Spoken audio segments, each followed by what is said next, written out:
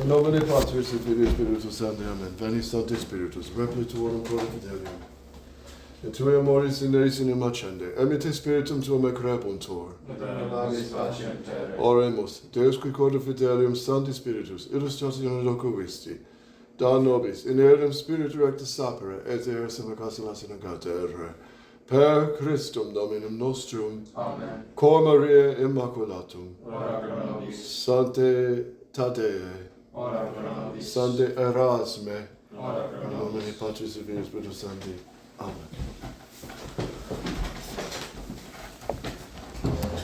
We continue with the sacred liturgy.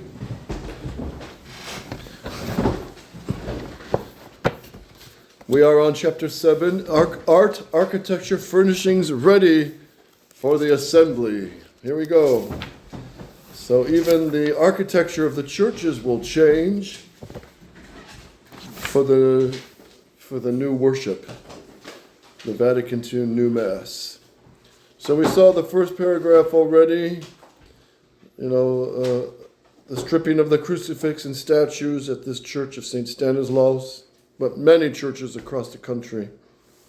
A Superman-like figure suspended by invisible wires above the bare table which faces the congregation is the resurrection Christ, the resurrexifix, which is condemned by Pius XII. Some statues, second paragraph, in the before photo looked very similar. It turns out that they now reside, thanks to some friends in mission. Let's take the third paragraph. St. Stanislaus and thousands of churches like it throughout the world were gutted and rearranged after Vatican II. Ornate altars were despoiled or destroyed. Tables facing the people were set up. Tabernacles went into hiding, and images of Our Lady and the saints were destroyed. They were banished or sold off. Even in Europe, some of these magnificent, centuries-old churches, they were selling off statues, selling off furniture, selling off chalices, ciboria. Singular is ciborium, plural is ciboria. When Father Boldock was in Europe, he went to the seminary at Cone, but he was once in France walking down a street, which happened to be, the behind of a big, beautiful church. And he saw some of the work crew wheeling out a whole pile of beautiful Roman vestments. I mean, old and beautiful and very ornate. And he asked them, where are you going with that? They said, well, the pastor said, dump it. We're taking it to the dumpster. And he said, well, I'll take them. And he took them. They gave it to him. And he got these beautiful vestments. I understand many of the vestments, many of them were sold to Barbie doll factories to make Barbie doll clothes. Wow. Yeah. So, now new churches were built in a new style, fan or diamond shaped, bare of images and symbols, all rough concrete, bare brick and blonde wood. The architecture of Pizza Hut. Intricately worked chalices and rich vestments were sold off or given away, and in came ceramic cups and tie-dyed chasubles. tie-dyed. What's tie-dyed? Tie-dyed is where they tie up with rubber bands a shirt, and then they throw it in a vat of dye, and then they pull it out, let it dry, and then tie it in different places. Oh, that's where you get that Like a kind hippie of rainbow wild color. Hippies. circular color hippie style. Yeah. Tie-dyed chasubles.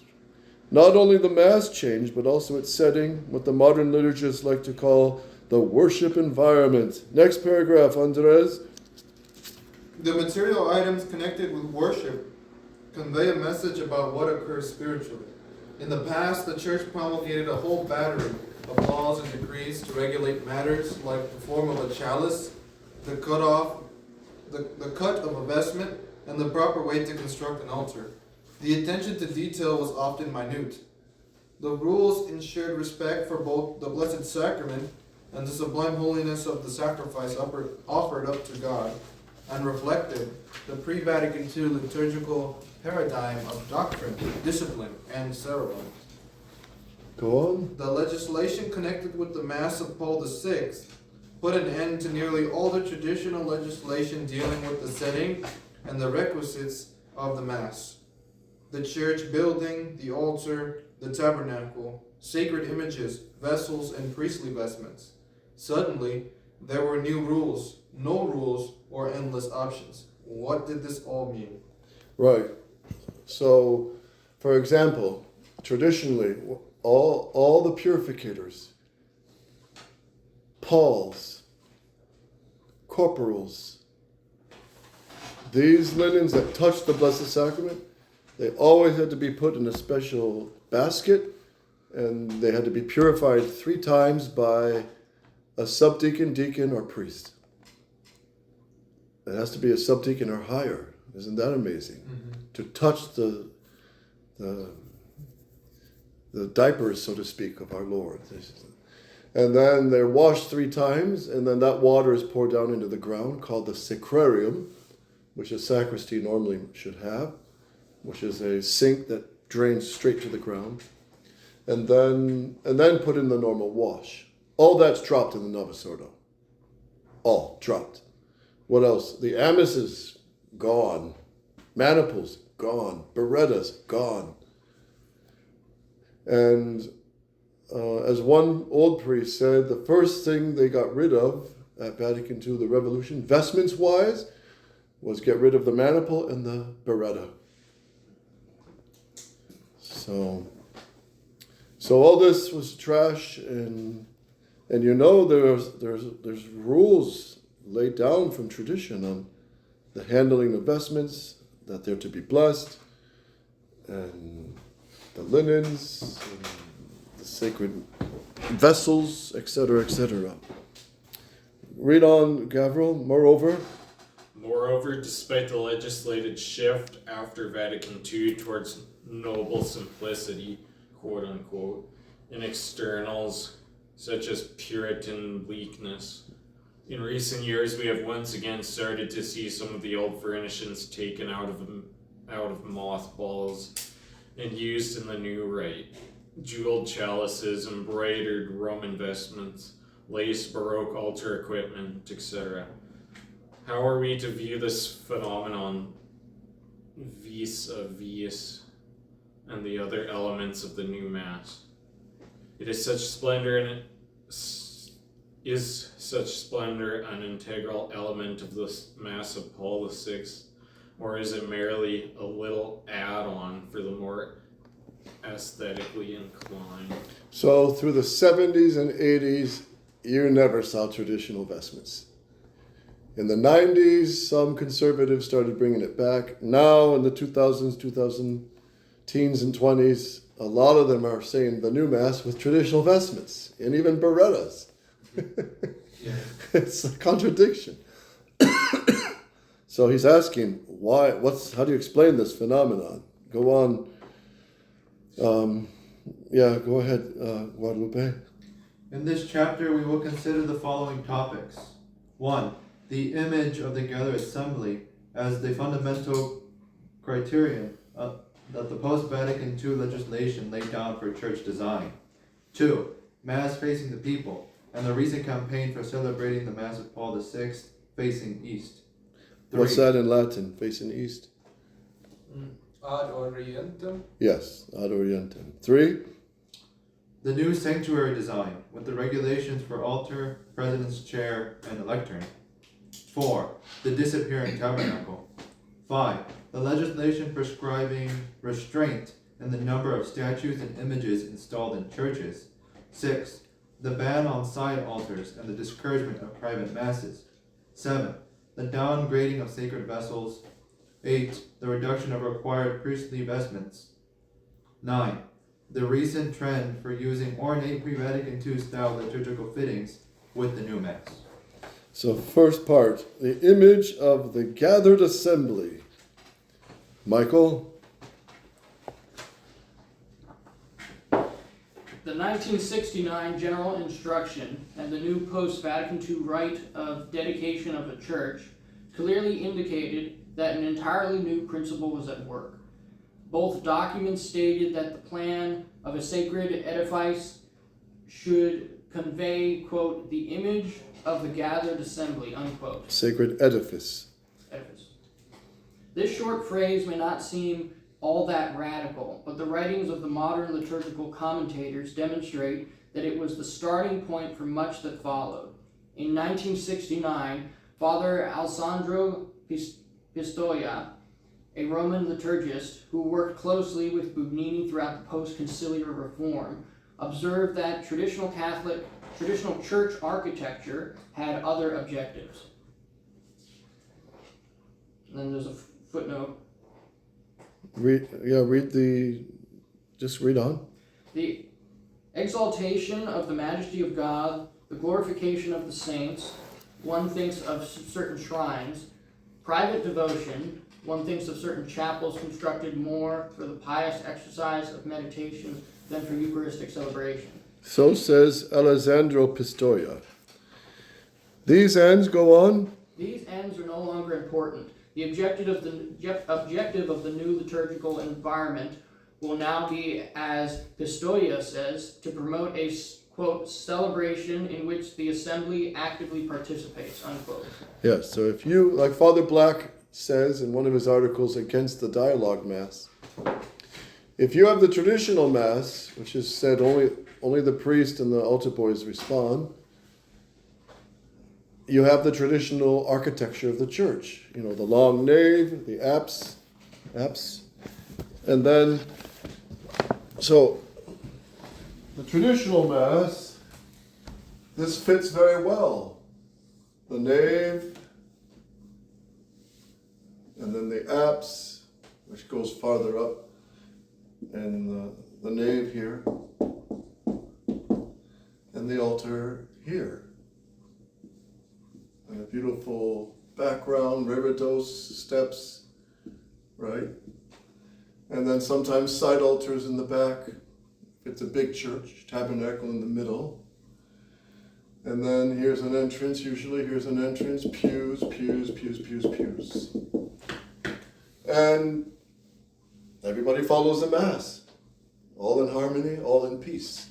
If it's a low mass, if it's a high mass, the scola will either be the choir in the choir loft, which echoes forward, or the scola could be, over here. But that would be clerics designated for that in the sanctuary. But if you have the dialogue mass, everybody needs to hear. So you have the table, and what fits the dialogue mass is you have to have a circular theater type construction. That's why the church in Auriesville, New York, that built by the Jesuits in the 40s and 50s, when the new mass was being prepared by the dialogue mass, you have that circular church. And that fits the new liturgy. You have a completely different architecture, don't you? Yeah. It makes sense. While the traditional mass has a beautiful architecture, and it's not about the people, it's about the holy sacrifice. It's heard him more it looks more like a pagan Colosseum. Yeah. Yes, exactly. Yeah. Go on, Andres. According to Pistoia, the Assembly's active participation in the new norm for the worship environment, quote unquote, flow from the new definition of the Mass found in paragraph 7 of the 1969 General Instruction. Quote, which is as follows. Behind this norm stands the whole rediscovered biblical liturgical theology of assembly, of which the order of Mass is the faithful interpreter, where it describes the Mass beginning with the sign of the assembly, quote, the Lord's Supper, or Mass is the sacred assembly or congregation of the people of God, gathering together with a priest presiding, in order to celebrate the memorial of the Lord, close quote. Thus, the dynamic aspect of the Mass is brought into the foreground. The Mass as action of the whole community, properly called together, aware of being, by its nature, the living temple in which and through which the sacred mysteries are renewed. Yeah, how's that gibber for introducing the revolutionary Mass? Gavril, read on. The assembly then, and not God, was to be the measure of the new liturgical movement or environment. This should not be surprising if one understands the theological principles behind the Mass of Paul VI, in which, as Brandolini said, the sign of the assembly is returned to the first position following the line of more genuine tradition. Pistoia said that the new rules on church furnishing presented a quote-unquote new spirit derived from the teaching of Vatican II. Now, the structure and environment for the new Mass must begin once again to speak to the faith of the people of God. Yeah, so in November 2022, Cardinal Supich gave these very reasons for outlawing the Latin Mass. That the Latin Mass doesn't talk to modern man. You need the priest facing the altar, you need the table, you need the assembly liturgical environment, as they put it. Read on. Naturally, these principles had effects once they trickled downwards. Vatican II's decree on the liturgy gave national bishops' conferences the authority to regulate sacred furnishings. The national liturgical bureaucracies began to put the assembly theology into practice. Guadalupe. In the United States, for instance, the U.S. Bishops' Committee issued guidelines on church art and architecture. Christians, the Bishops' Committee Council, must, quote, respect the primacy of the living assembly, end quote. All the furnishings of a church, images, vestments, vessels, etc., must, quote unquote, speak to the assembly. The environment of worship must promote warmth, good feelings, hospitality, and general chumminess.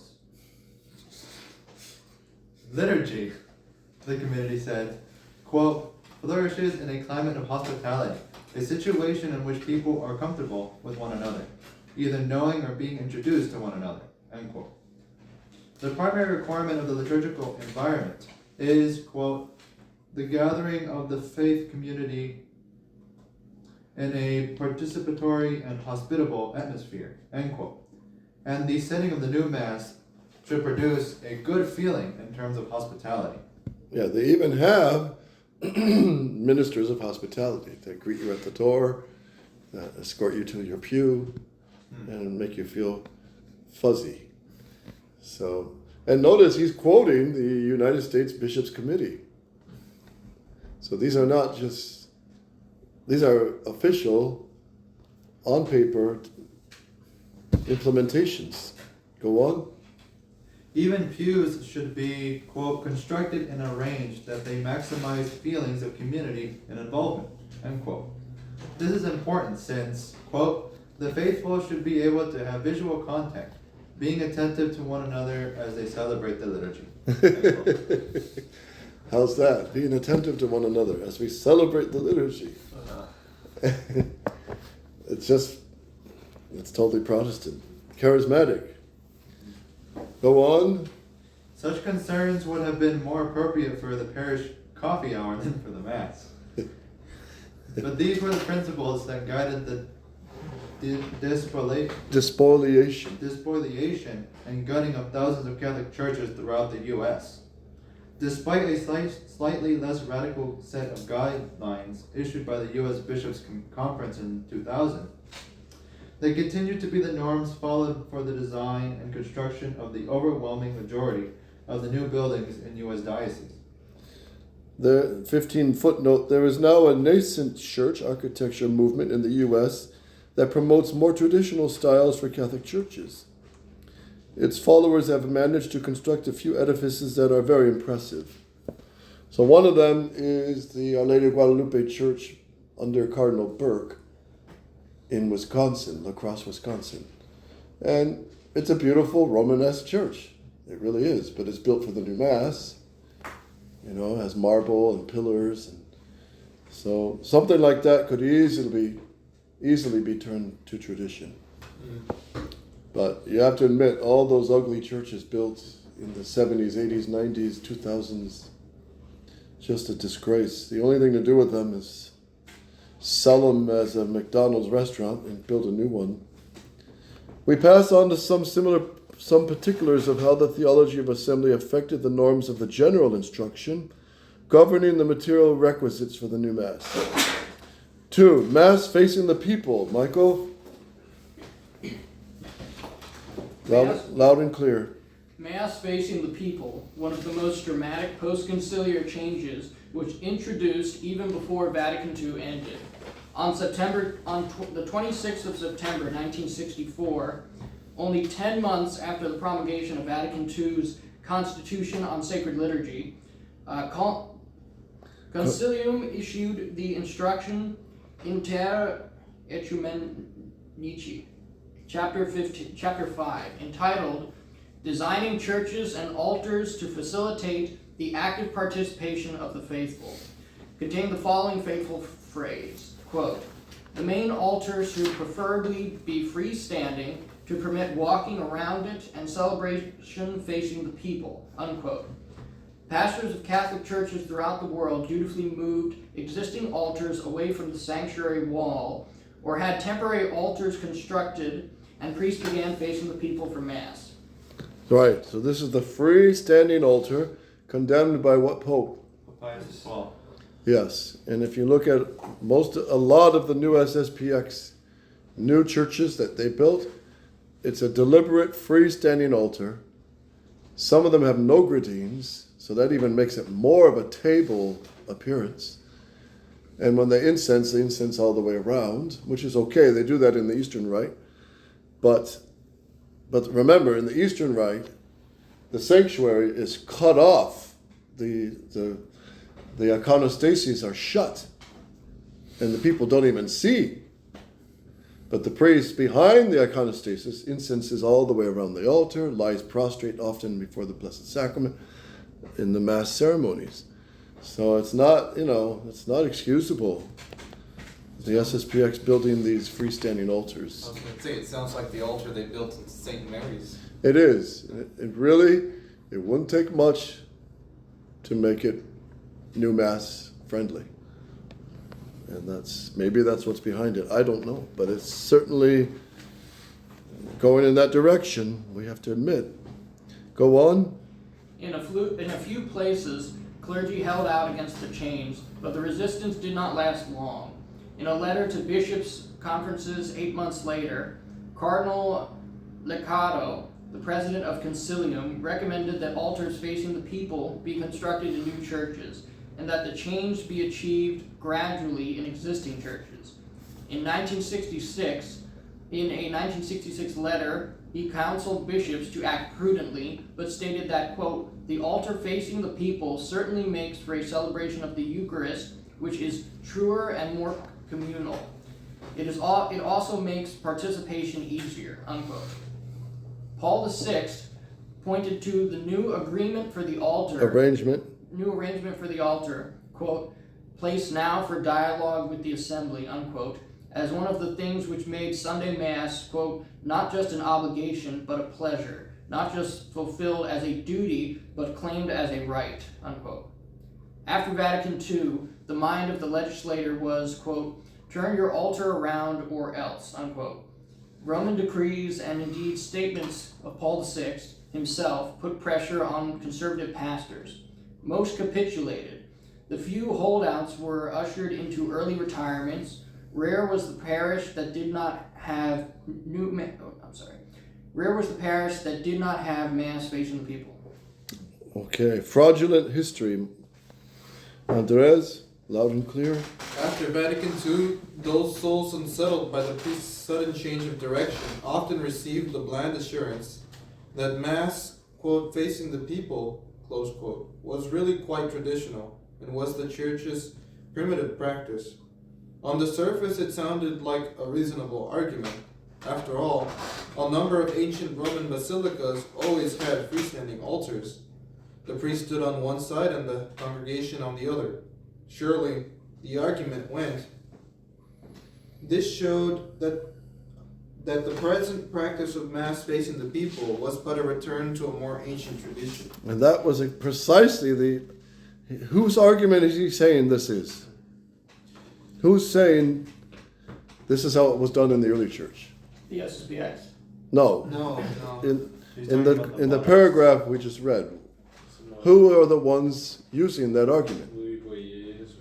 Louis Boyer, the modernist, right? Yes, the modern Yes. So that was the exact argument Father Patrick Rutledge used for defending the freestanding altar at St. Mary's. There's a video of it, and he's saying, wait, don't turn off the video yet. Let me explain. It goes back to the 10th century, and and this is what it done in the early church, right? Same argument. So go on. The argument turned out to be completely fraudulent. In ancient times, what determined the direction the priest faced at Mass was not where the people were, but where east was.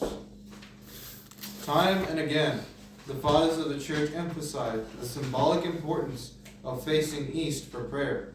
Tertullian, who lived in the year 160 to 220, speaks of Christians turning to the east for prayer, and says that their churches are always, quote, in high and open places facing the light, close quote.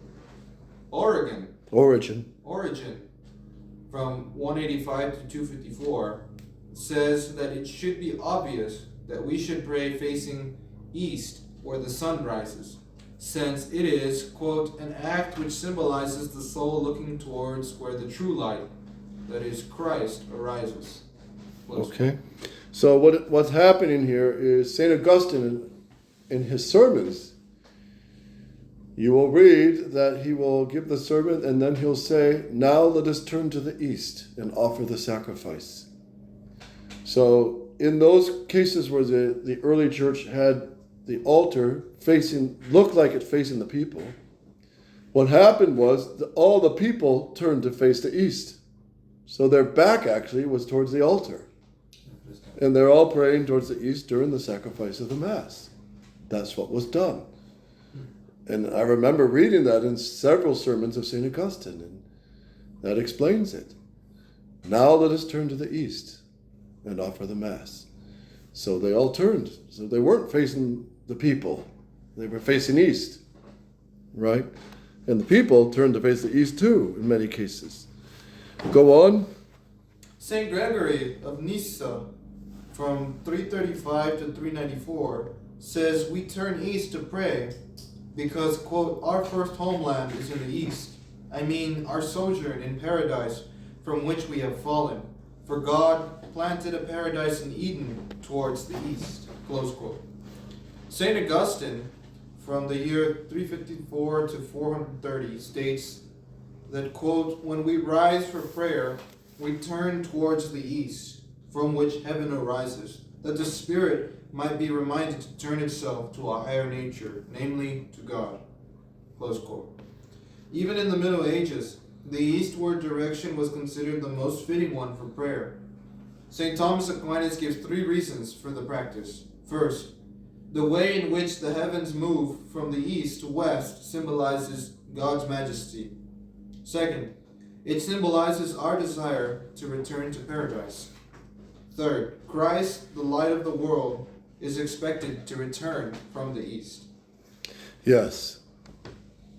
So the 3 reasons for facing the east. 1, The way it is the way in which the heavens move symbolizes God's majesty.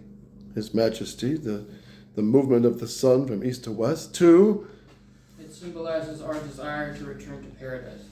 driven out of paradise.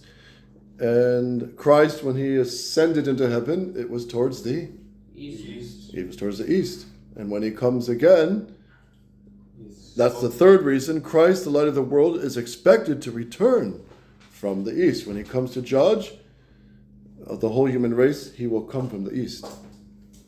And that's why some of the fathers will speak of the church as the bride, and she turns to her spouse, Christ, who she longs to be reunited with, who will come from the east to take her into the heavenly Jerusalem. That's from the introit to from the Ascension, right? Viri Galilei, Cuidas Christiantes. In Shalom. Yeah. He will come as you Yeah, see him. as you saw, he will come. That's from the correct. east. That is correct, yes. And that's quoting St. Thomas Aquinas, Secunda Secundae, question 84, article 3, ad tertium. So St. Thomas backs that. And that's very traditional, the East. So if we ever build a church here, it'll be facing towards the East. If we have that opportunity and God's will to do it. Read on, Gabriel. Naturally, the tradition of facing east for prayer affected the direction of the direction the celebrant and people faced at Mass in ancient Christian times. In the early 1970s, Monsignor Klaus Gomber, director of the Liturgical Institute of Regensburg, wrote that there never was such a thing as a celebration of Mass facing the people. In ancient times, rather, there was a turning toward the east for prayer. Footnote, Mass versus populum, towards the people, re-examined in the book or paper Theology Digest 22, summer of 1974.